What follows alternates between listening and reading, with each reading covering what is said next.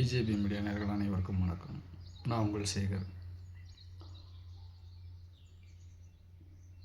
நம்ம தமிழ்நாட்டில் என் அன்பு தமிழ் சொந்தங்களே, அருமை உறவுகளே, கொஞ்சம் நல்லா யோசிச்சு பாருங்கள்.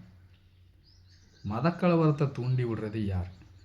அனைத்து தமிழ் சமூகமும், ஹிந்து, முஸ்லீம், கிறிஸ்டின், யாரோ அனைத்து தமிழ் சொந்தங்களும் கொஞ்சம் நல்லா யோசிச்சு பாருங்கள்.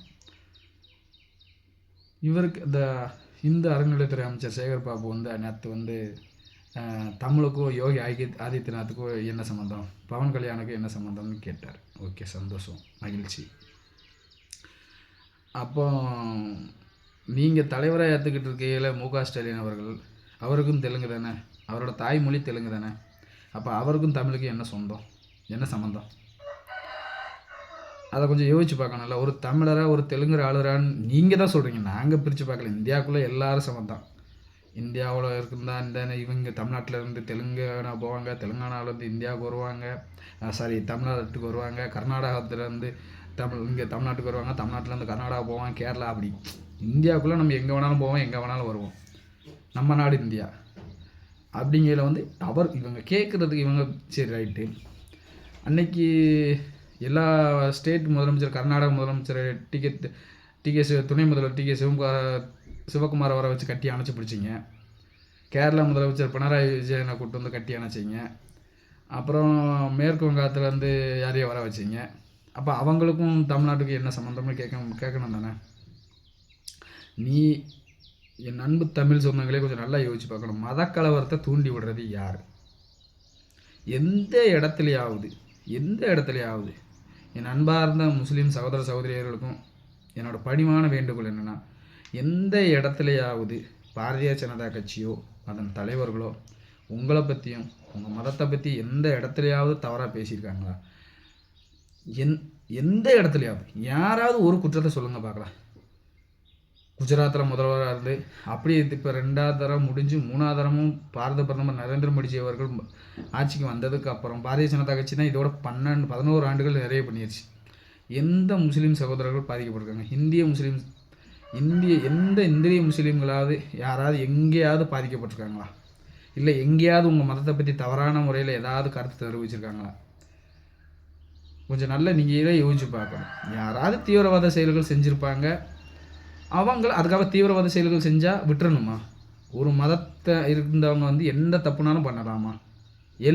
குறிப்பிட்டு ஒட்டுமொத்த மதத்தையும் சொல்லவே இல்லை. ஆனால் மதக்கலவரத்தை தூண்டி விடுற அந்த ஒரு கும்பல் யாருன்னா டிஎம்கே, விடுதலை சிறுத்தைகள் கட்சிக்காரங்க, காங்கிரஸ், குறிப்பாக மெயினாக திருமாவளவன். ஏன்னா அவன் எப்படி எல்லாத்துக்கிட்டையும் நம்ம ஒரு இதாக இருக்கணும். எங்கே தப்பு நடக்கோ அந்த தப்பு பண்ணுறவனை அரவணைச்சு, நான் இருக்கேன் உனக்கு, நீ நல்ல தப்பு பண்ணு, இன்னும் பல உயிர்களை கொல்லுன்னு சொல்லி அவங்களுக்கு என்கரேஜ் பண்ணி அவங்கள தப்பு பண்ணுறவங்களை அப்படியே இவங்க எப்படிலாம் அந்த காஷ்மீரில் பகல்காம் இடத்துல துப்பாக்கி கொண்டுட்டு போயிட்டானுங்க 28 பேரை. போய் தாக்குனா மதம் சார்ந்து இருக்கக்கூடாது, நீ மதத்தை பார்த்து சுடுத. எங்கேயாவது பொதுமக்கள் வாழ்கிற இடத்துல அப்படி நினைக்கவே இல்லை. பாகிஸ்தான்காரன் இந்தியாவுக்குள்ளே ஒரு 28 உயிரை கொண்டுட்டு போயிட்டான், பதிலுக்கு நம்ம அவங்கள தாக்குதோம். இதில் எந்த மதம் கலந்துருக்குது? இல்லை சொன்னாங்களா இவங்களை பூரா அழிச்சு ஒழிச்சிடணும்னு சொன்னாங்களா? என் அன்பு தமிழ் சொந்தங்களே, என் ஹிந்து சகோதர சகோதரிகளுக்கும் சொல்கிறேன், முஸ்லீம் சகோதர சகோதரிகளுக்கும் சொல்கிறேன், இந்த திருமாவளவன் ஒரு தீவிரவாதின்னு நான் ஏன் சொல்கிறேன்னா, இத்தனை வருஷமாக திருப்பரங்குன்ற மலைக்கு போகாத திருமாவளவன் ஞாயிற்றுக்கிழமை முருக பக்தர்கள், முஸ்லீம் சகோதர சகோதரிகளை உங்களுக்கு நல்லா தெரியும், இந்துக்கள் ஐயப்பன் கோயிலுக்கோ முருகன் கோயிலுக்கோ மாரியம்மா கோயிலுக்கோ எந்த ஓம் சக்தி கோயிலுக்கோ எந்த கோயிலுக்கும் மாலை போட்டுட்டாலும் ஒரு சின்ன ஒரு எறும்புக்கு கூட அவங்க அவங்களால அவ்வளவு கண்ட்ரோலாக ஒரு கட்டுக்கோப்பாக விரதம் இருந்து போவாங்க. எங்கேயாவது மாலை, இந்த திருச்செந்தூருக்கெல்லாம் எத்தனையோ லட்சம் பேர் கோயிலுக்கு போகிறாங்க. எந்த மதத்துக்காவது ஏதாவது பண்ணியிருக்காங்களா, வச்சுருக்காங்களா? ஆனால் இவன் தூண்டி விடுதான். இந்துக்கள் மனசில் முஸ்லீம்களை ஒரு வெறுப்பையும், இஸ்லாமியர்கள் மனசுக்குள்ளே இந்துக்கள் மேலே ஒரு வெறுப்பையும், அப்போ இந்த மாநாடு நடந்தால் நமக்கு எதுவும் பிரச்சனையோன்னு தூண்டி விடுதாங்க. அவன் பாட்டில் அது தமிழ்நாட்டுக்குள்ளே முஸ்லீம்களும் கிறிஸ்தவர்கள் எல்லாரும் சகோதர சகோதரிகளாக தான் வாழ்ந்துக்கிட்டு இருக்காங்க. ஆனால் நமக்குள்ளே அந்த பிரிவினையை உண்டாக்கி விடுறது இந்த டிஎம்கே காரன் தான். நீங்கள் நல்லா நீங்களும் முஸ்லீம் சகோதரர்களும் கொஞ்சம் நல்லா யோசிச்சு பார்க்கணும். அவன் மதத்தை அவன் கும்பிட்டுட்டு போகிறான், ஏன் மதத்தை நாங்கள் கும்பிட்டுட்டு போகிறோம். எந்த பாரதிய ஜனதா கட்சிக்காரனாவது எங்கள் மதத்தை பற்றி பேசலானா? நீ எதுக்கு தேவையில்லாமல் எங்கள் மேலே அவங்களுக்கும் அவங்க மேலே எங்களுக்கும் ஒரு வெறுப்பை உண்டாக்குற மாதிரி நீ ஏன் நடந்துக்கிறத?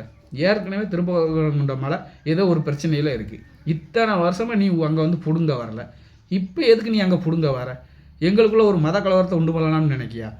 ஒரு மத கலவரத்தை உண்டு பண்ணி விட்டு நம்மளோட ரத்த ருசியில் அவன் நல்லா வௌரவ இருக்குன்னு நினைக்கான். இங்கே இவன் தான் தூண்டி விட்டுக்கிட்டே இருக்கானே. எல்லா மதத்துலையும் இப்போ இந்த மதத்துலையும் முட்டாப்பையாக இருப்பான், அந்த மதத்துலையும் முட்டாப்பையாக இருப்பான், 2 மதத்துலையுமே கண்டிப்பாக முட்டாப்பையாக இருப்பான். 100% அக்யூரேட்டாக எவனும் நல்லா இருக்க மாட்டான் அதில். ஏன்னா இதை வச்சு பொழப்பு நடத்தணுமே. அந்த ஒரு குரூப்பை வச்சு அந்த இந்த சைடில் 10 பேர், அந்த சைடில் ஒரு 10 பேரை தூண்டி விட்டு இவங்க 10 அந்த சைடு 10 பேரை தூண்டி விட்டுருவான், இந்த சைடு 10 பேரை தூண்டி விட்டுட்டு ரத்த கலவரத்தை உண்டு பண்ணி அந்த ரத்த வாடியில் இவன் வயிறை வளர்க்கறதுக்காக திருப்பரங்குன்ற மலைக்கு வந்திருக்கான். இதை நீங்கள் கேட்கணும். இங்கே வா, உன் சோழியை தான் அதை மட்டும் பார்த்துட்டு போ, எங்களுக்கு தெரியும். நீ ஒன்றுலாட்ட ஒன்று எங்ககிட்ட சொல்லி எங்களுக்குள்ளே கலவரத்தை உண்டு பண்ணி வச்சுட்டு நீ நல்லா சொகுசாக போய் இருந்துக்கிடுவேன். ஏன்னா ஏன்னா இந்துக்கள் எவனுமே சோத்தில் உப்பு போட்டு சாப்பிடல. இவங்களுக்குள்ள ப்ளஸ் பாயிண்ட் என்னென்னா, இந்த திருமாவளவன் டிஎம்கேக்காரன், டிஎம்கேல இருக்கிற அந்த ராசெல்லாம் ரொம்ப எகிரி பேசுவான். ஆனாலும் அவனுக்கு அந்த முட்டாப்பே போய் மாட்டு போடுவான். ஆனால் முஸ்லீம்கள் வந்து சோத்தில் உப்பு போட்டு சாப்பிட்ட மாதிரி சொன்ன மாதிரி நின்றுவாங்க. இந்த முட்டாப்பே இல்லைன்னா இவன் மதத்தை போட்டு இந்த அடிப்பானா இவனாது? முருக பக்தர்கள் மாநாடு நடந்துட்டா மத கலவரம் வந்துடுமா? கொஞ்சம் யோசிச்சு பாருங்கள். கோயம்புத்தூரில் 59 பேரை சாவுக்கு காரணமானவன் இன்னும் ஒரு 300-400 பேர் கைகால் ஊனமற்று அடுத்தவங்களோட உதவியோடு வாழ்ந்து எத்தனையோ ஒரு வாழ்க்கையை சீரழிஞ்சிருக்காங்க. அவன் செத்ததுக்கு ஊர்வலமாக ஒரு தீவிரவாதி செத்தா அது வந்து எந்த இதுவுமே நடந்துடாதான். ஒரு ஒழுக்கமாக மாலை போட்டு போனால் ஒரு சின்ன புழு பூச்சி கூட தீங்கி விளைவிக்காத முருக பக்தர்கள் வந்தால் மத கலவரம் வருமா? இது என்ன லாஜிக்கு சொல்லு? அப்போ நீ இந்துக்கள் வந்து மாலையே போடக்கூடாதுன்னு நீ சொல்கிறியா? இந்துக்கள் வந்து சாமியே கும்பிடக்கூடாதுன்னு நீ சொல்கிறியா? நேற்று திருப்பரங்குன்ற மலைக்கு நீ வந்துட்டு என்ன வேலை பார்த்துருக்க? உன்னை யார் உனக்கு தான் விகுதி பூசை பிடிக்காதில்ல, இந்து மதத்தை பிடிக்காதில்ல, அப்போ உனக்கு அங்கே என்ன வேலை? நீ இது மத கலவரத்தை இப்போ நீங்கள் என்ன சொல்லுத? நீ திருநீரை வச்சுட்டு அழிச்சிட்ட. அப்போ இதில் 4 பேர் என்ன சொல்லுவான்? இங்கே வாரு இவன் அப்படின்னு சொல்லி இன்னொரு நீ அங்கே போயிட்டு குள்ளா போட்டுட்ட. அப்போ இவன் இந்த மாதிரி அப்படின்னு அந்த மதத்தை சொல்லுவான். அவன் அதில் ஒரு 4 ஒரு முட்டாப்பை என்ன சொல்லுவான்? ஐயோ நீ அப்போ ஏன் மதத்தை பற்றி பேசிட்ட? அப்போ நீ மட்டும் ஏன் இது தேவையில்லாமல் சண்டை தானே, தேவையில்லாமல் மத கலவரத்தை துண்டி விடுறது தானே. ஆனால் ஏன் இவனை மாதிரி ஆளை ஒன்றும் வெளியே விட்டுருக்கீங்கன்னு தெரியல. என் அன்பார்ந்த முஸ்லீம் சகோதர சகோதரிகளே, உன் மதம் உனக்கு, எங்கள் மதம் எங்களுக்கு. நீ உன் இஷ்டப்படி கும்பிட்டுக்கோ. உன் தெய்வத்தில் என்ன சொல்லுதோ, உன் மத கொள்கை என்னமோ அதை பின்பற்றிட்டு நீ வாழ்ந்துட்டு போ. எங்கள் மதம் என்ன சொல்லுதோ அதை நாங்கள் பின்பற்றிக்கிறோம். ஆனால் என் மதத்தை பற்றி தப்பாக பேசி உன் மதத்தை உயர்த்தி பேசினா உனக்கு எப்படி வலிக்கும்? இல்லை உன் மதத்தை தப்பாக பேசிட்டு என் மதத்தை உயர்த்தி பேசினா உனக்கு எப்படி வலிக்கும்? இதை யார் செய்தால்? நீயும் செய்யலை, நானும் செய்யலை. இடையில இந்த எட்டப்பன் மெயினாக திருமாவளவன், மொத்தம் திருமாவளவன் இருக்கான். 2வது டிஎம்கேல இருக்கிற அத்தனை பேர் இருக்கான். முதலமைச்சர், துணை முதல்வர் எல்லாமே இருக்கான். ஏன் இதில் பாதிக்கப்பட போகிறது நீங்களும் தான். ஏன்னா இவன் தப்பு பண்ணிக்கிட்டே எல்லாரும் இல்லை, அந்த 110% பேர் பண்ணுற தப்பு உங்களோட ஒட்டுமொத்த சமூக ஒட்டுமொத்த மதத்துக்கும் கெட்ட பேர்.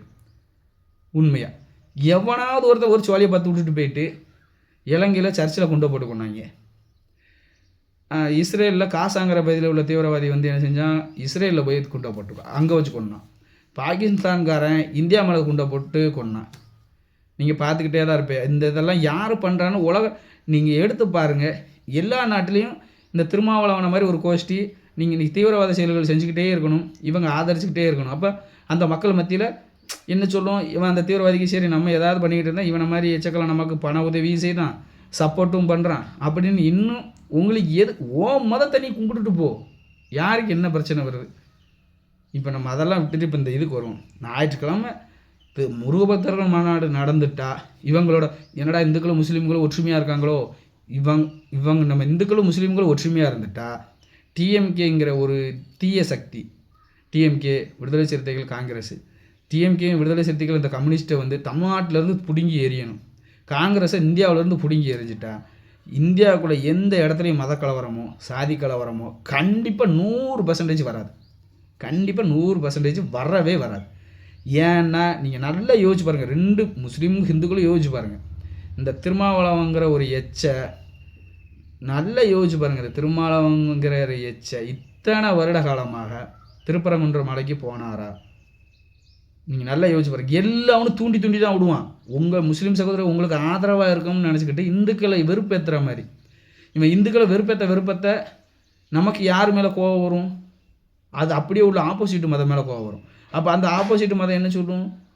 ஏய் நீ எதுக்கு ஏங்கிட்ட வராங்க? இப்போ தேவையில்லாமல் அடிச்சுக்கிட்டு சாவறது யார்?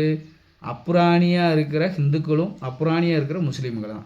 இந்த 2 பேரோட ரத்த வாடையில் டிஎம்கே, விடுதலை சிறுத்தைகள், கம்யூனிஸ்ட்டு, காங்கிரஸ் குளிர் காஞ்சிக்கிட்டு இருக்கேன். நம்ம இதை ஆரம்பத்திலே என்ன செய்யணும்? இந்துக்களை பற்றி தப்பாக பேசுனா முஸ்லீம்களை வந்து சட்டம் பண்ணணும். அவன் மதத்தை அவன் கும்பிடுதான். நீ உன் சோழி ஏதோ அதை மட்டும் பாரு. எதுக்கு தேவையில்லாமல் அவங்க மத கொள்கைகளை தலையிடுதுன்னு சொல்லி நீங்கள் சொல்லணும். ஒருவேளை முஸ்லீம்கள் மதத்தை பற்றி யாரும் தப்பாக சொன்னால் ஹிந்துக்கள் அவன் மதம் அவன் என்னமும் செஞ்சுட்டு போகிறான். உனக்கு என்ன உன் சோழி ஏதோ அதை மட்டும் பாருன்னு ஹிந்துக்கள் சொல்லணும். முடிஞ்சு போச்சா? நீங்கள் நல்லா யோசிச்சு பாருங்கள். வேறு எந்த நவாஸ்கனின்னு ஒருத்தன் வந்தான். அவன் தான் மையப்புள்ளி. அதில் பிரச்சனை வருதில்ல. நீ ஒரு பொறுப்புள்ள ஒரு எம்பி பதவியில் இருக்கிற, அப்போ என்ன செய்யணும்? எல்லா மக்களையும் அரவணைச்சு போகணும். இவன் தப்பு பண்ணால் இவனை கண்டிச்சிரு, அவன் தப்பு பண்ணால் அவனை கண்டிச்சிரு. ஸ்டார்ட் பண்ணி விட்ட. சரி, அது எப்படியோ ஸ்மூத்தாக போய் முடிஞ்சிருச்சு. இப்போ நேற்று நீ அங்கே போயிட்டு நீ உனக்கு தான் திருநீர் வைக்க பிடிக்கல, இந்துக்கள் கோயிலில் பூரா அசிங்கமான பொம்மைகள் இருக்குன்னுட்ட. அசிங்கமான பொம்மைகள் இருக்கிற இடத்த உனக்கு அங்கே என்ன மயிரை பிடுங்குற வேலையா? அங்கே உனக்கு என்ன மயிரை பிடுங்குற வேலையா? சரி போனல்ல, நீ அங்கே உள்ள தர்காவோ ஏதோ ஒன்று இருக்குது, அங்கே மட்டும் போயிட்டு வர வேண்டியனே. எதுக்கு இந்த கோயிலுக்குள்ளே போனேன்? இந்த கோயிலுக்குள்ளே போயிட்டு திருநீர் வச்சோன்னே இப்போ திருநீரை நீ அழிச்சிட்ட, ரைட்டு. அதே மாதிரி முஸ்லீம் இதுக்குள்ளே போனல, இதுக்கு உள்ளே வச்சாங்கல்ல, சரி வச்சுட்டு அதை எடுத்துட வேண்டியனே. அதை மட்டும் எதுக்கு நீ வச்சுக்கிட்டே இருக்க? அப்போ இதுக்கு பேர் என்ன வரும்? மத கலவரத்தை தூண்டி விடுறதா? இதில் ஒரு 4 பேர் என்ன செய்வான்? ஏன் இதை போட்டிருந்தா உனக்கு என்ன பிரச்சனைம்பா? அப்போ இவன் ஏன் திருநீர் அழிச்சாமன்னு இவன் 4 பேர் கேட்பான். அப்போ 2 பேத்துக்குள்ளே சண்டை தானே. நீ சண்டை தானே இழுத்து விட வந்திருக்க. இந்த டிஎம்கே அரசாங்கம் இந்த முருகபக்தர்கள் மாநாடை சீர்குலைச்சி மத கலவரத்தை, இவங்க எவனும் மத கலவரத்தை உண்டு பண்ணலை.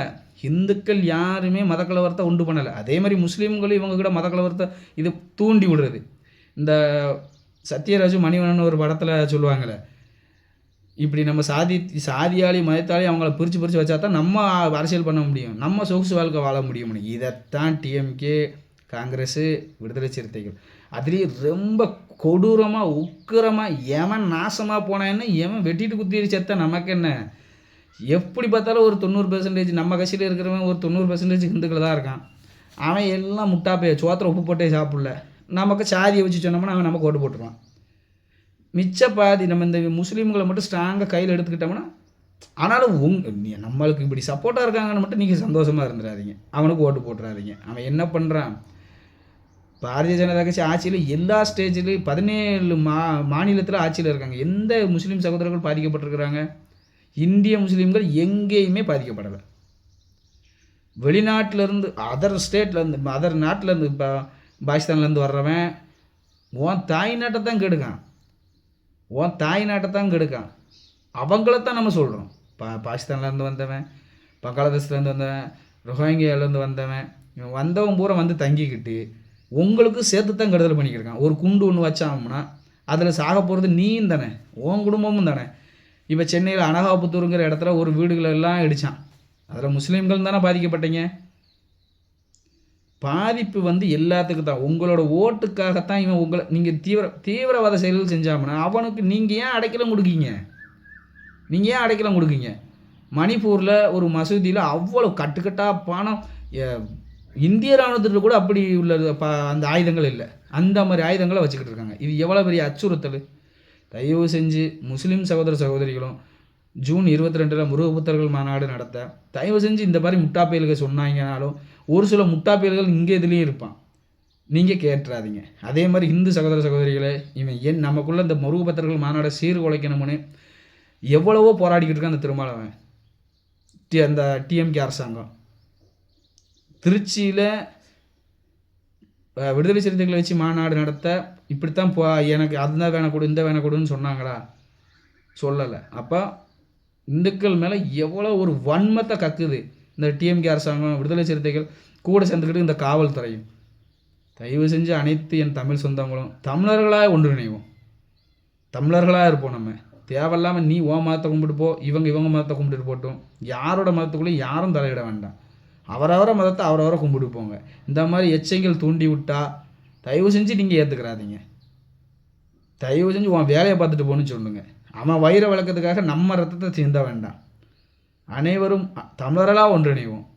முருகபக்தர்கள் மாநாடு சீரு சிறப்புமாக நடத்தட்டும். அவங்க மதம் அவங்க கும்பிடுறாங்க, 6 படை வீடு ஒரே இடத்துல இருக்குது, பார்த்து சந்தோஷப்பட்டுட்டு போட்டோம். இந்த எச்சங்கள் எப்படியும் அந்த மாநாடை சீர்குலைக்க எவ்வளவோ போராடிக்கிட்டு இருக்காங்க. தயவு செஞ்சு நம்ம இந்த வலையில் நம்ம சிக்கிடக்கூடாது. ஏன்னா திருப்பரங்குன்றத்திலேயே ஒரு இதை உண்டு பண்ணணும்னு நினச்சாங்க, நடக்கலை. இப்போ முருகபக்தர்கள் மாநாட்டில் நடத்தணும்னு எவ்வளவோ போராடுறாங்க. தயவு செஞ்சு அந்த கீழ்த்தரமான புத்திக்கு போக வேண்டாம்னு பணிவன்போடு கேட்டுக்கொள்கிறேன். வருகிற 2026 சட்டமன்ற தேர்தலில் பாரதிய ஜனதா கட்சியும் அதன் கூட்டணி கட்சிகளை ஆதரிக்கணும்னு பணிவன்போடு கேட்டுக்கொள்கிறேன். நன்றி, வணக்கம். பாரத் மாதா கி ஜெய்.